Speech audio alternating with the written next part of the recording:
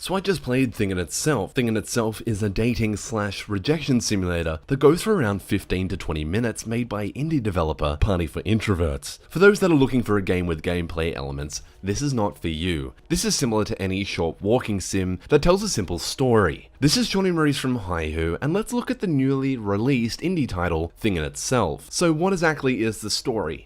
You play Ted, who is dating Molly. Molly decides that she doesn't want to pursue anything more, and the game delves into how Ted deals with it. Does it do it well? On the surface, yeah, but only just.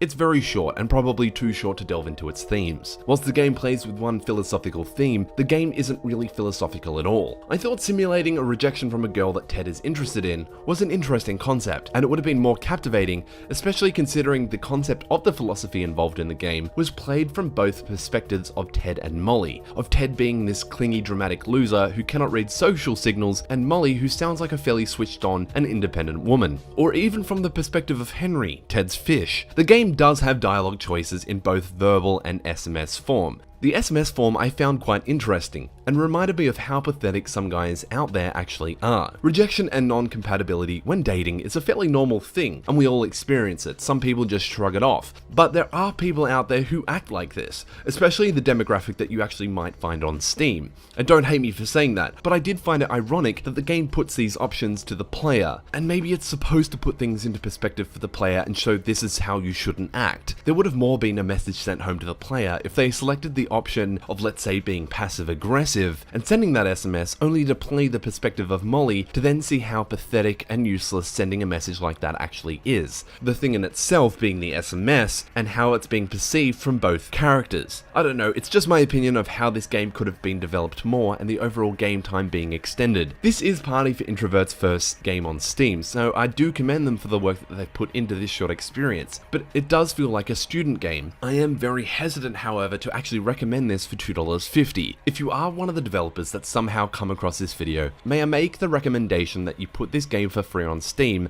as some people simply won't buy your game. You'll be putting your product into more hands if it's for free, and considering that this is your first title, I cannot recommend you do this enough. If you're open to the possibility of improving your game for future development, or just receiving overall constructive criticism, I'd really recommend you do this. And if you do decide to work on this game, and once the game is being developed further, then maybe consider putting money on it. I spent the last 6 years working as a musician. My band's last album cost $25,000 to make, print, and release. Our last album cost $8 to buy in a store, and even then I wanted to go for a pay-what-you-want model, but due to our contract with the publicist, we had no say on that matter.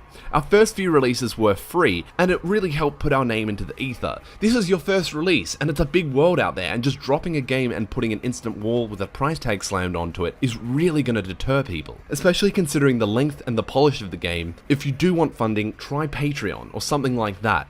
The Static Speaks My Name is a short 10-minute experience with a lot more detail thrown in. A lot more work has been added to the world and has a really impactful message in the short experience that it is. That game is for free.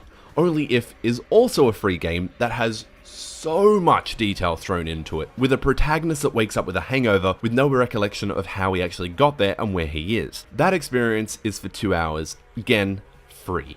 And all for this, the lack of polish, the feeling of only scraping the surface because it is such a short experience. I'm gonna say I can only really recommend this game if it were free. I'm all for supporting indie developers. You look on my channel, you see I do review other indie games, but with a price tag like this and what I got for my money, I'm sorry, I can't. If you like what you've seen here and you want to see more, hit the like and sub button. This is Johnny Maurice from Hihu.